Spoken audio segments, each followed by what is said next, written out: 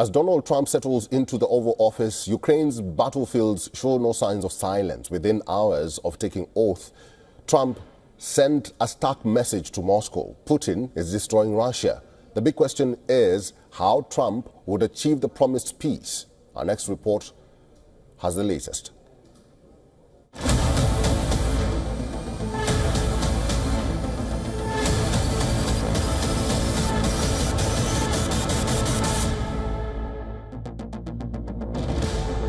Russian tanks crush forward, breaking Ukrainian defenses in key sectors. Artillery shells rain down relentlessly, leaving smoldering ruins in their wake. Fighter jets rip through the skies, pounding Ukrainian positions. Civilians flee in droves, while soldiers brace for yet another wave of attacks. The war shows no signs of abating. Hours into his presidency, Donald Trump strikes a confrontational tone, signaling a potential shift in America's approach to the war. Zelensky wants to make a deal. I don't know if Putin does. He might not. I don't know. He should make a deal. I think he's destroying Russia by not making a deal.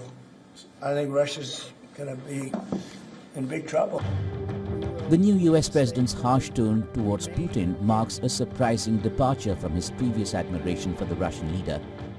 Putin congratulated Trump on his inauguration while welcoming his intention to open a dialogue with Moscow.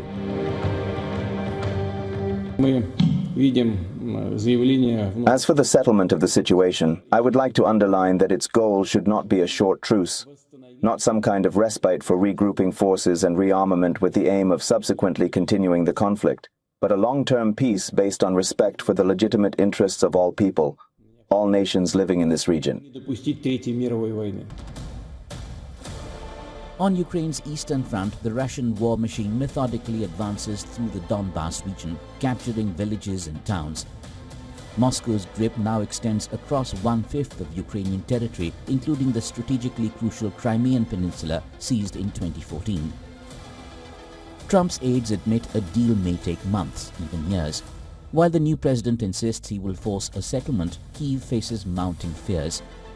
Will Washington continue its military lifeline? That's the big question haunting the Ukrainian soldiers battling Russia's relentless assaults in the Pokrovsk region.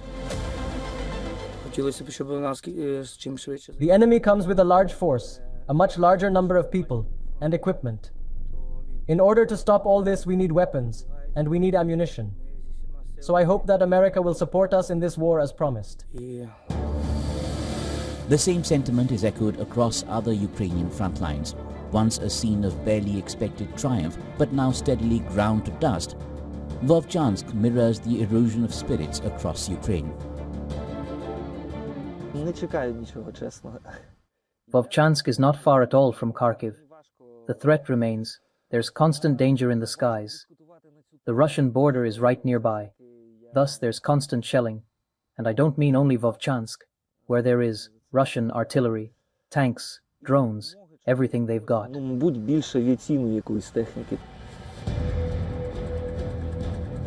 For President Volodymyr Zelensky, the hope for a just peace hangs in the balance. Weary of war and wary of weaning support from his allies, he's willing to make territorial concessions. Trump's second term begins in the shadow of Europe's bloodiest conflict since World War II. As the world watches, one question looms. Could 2025 bring peace, or will the war linger on, causing even greater destruction?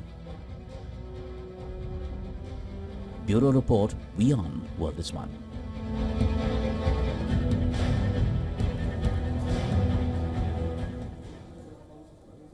Ron Aledo is a former U.S. military officer, former CIA contractor, and former intelligence and operations officer at the Pentagon. He's now joining us live from Miami, Florida. Mr. Ron Aledo, thank you very much for making time for us. Donald Trump has begun his second term. President Volodymyr Zelensky says that he is not sure that President Trump is committed to the NATO. And we have President Vladimir Putin speaking with Chinese President Xi Jinping and deepening their ties. Your reactions? Well, I believe that Trump comes with a very different approach than Biden to the Ukraine-Russia war. Trump is not a globalist. He's not a neocon. He's not an ideological expansionist of the United States, trying to create Ukraine their image. Dictating Ukraine, what Ukraine should do or how Ukraine should look like. Mm-hmm. And Trump, because he's a paleoconservative, he's going to come with a very different approach. Mm-hmm. Basically, I heard that Zelensky wanted to be invited to Trump's inauguration. Mm-hmm. 3 times he asked Trump to be there, and 3 times Trump told him, no, I don't want you here in my inauguration. So that means that Trump is going to take away the focus on the war on Ukraine, and he's going to concentrate his focus into the American people, in the American home needs. So it's going to be a very different thing. And Trump already told the world that he wants to talk to Putin as soon as possible. Uh-huh. I think there is going to be a phone call very soon between Trump and Putin, and during the next months, I think Trump is going to meet with Putin. So he's going to come with a completely different approach than Biden, and he's going to try to end the war as soon as possible. Mm-hmm. And most important, he's going to end the over $200 billion that the United States have sent to Ukraine. That's going to completely change during the next months. Mr. Aledo, but let me ask you this, because as he was signing some of these executive orders yesterday, President Trump made a statement that was kind of shocking. We say that he's going to speak to Putin, but he said yesterday that Putin is destroying Russia.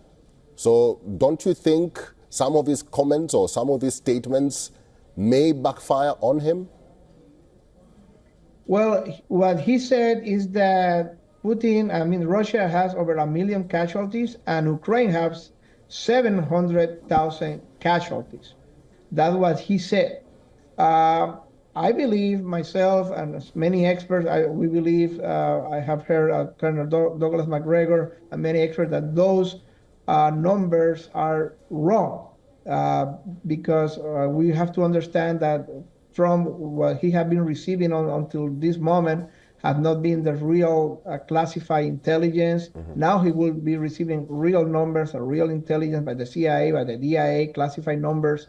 But either way, even if those numbers are right, which I really doubt that they are right, what they show is that Ukraine has been lying to the people, because last time that Zelensky told publicly how many casualties he has, he said 41,000. He said, I have 41,000. And yesterday Trump said 700,000. Uh-huh. So basically what he's saying, even if the numbers of Russia that I think that they are wrong, 1 million, even if those numbers are what he's trying to say, basically 700,000 casualties for Ukraine. Uh-huh. First of all, they demonstrate that Zelensky has been lying for years now. And second, that Zelensky is running out of Ukrainians, just like Marco Rubio says last week when he was in Congress. He said, Ukraine is not running out of weapons. Ukraine is running out of Ukrainians. So basically, Ukraine having catastrophic losses. And that's why the United States and not right now Trump, but Biden tried for Ukraine to lower the recruitment age to 18, and Ukraine refused it because they know that they are running out of soldiers, they are running out of people. Okay. But the thing that Trump wants to talk to Putin, that is the important thing, that is the important measure that he's going to take that Biden will never have taken.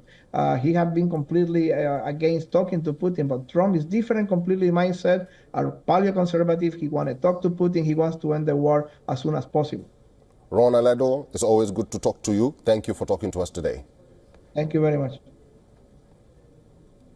For all the latest news, download the WION app and subscribe to our YouTube channel.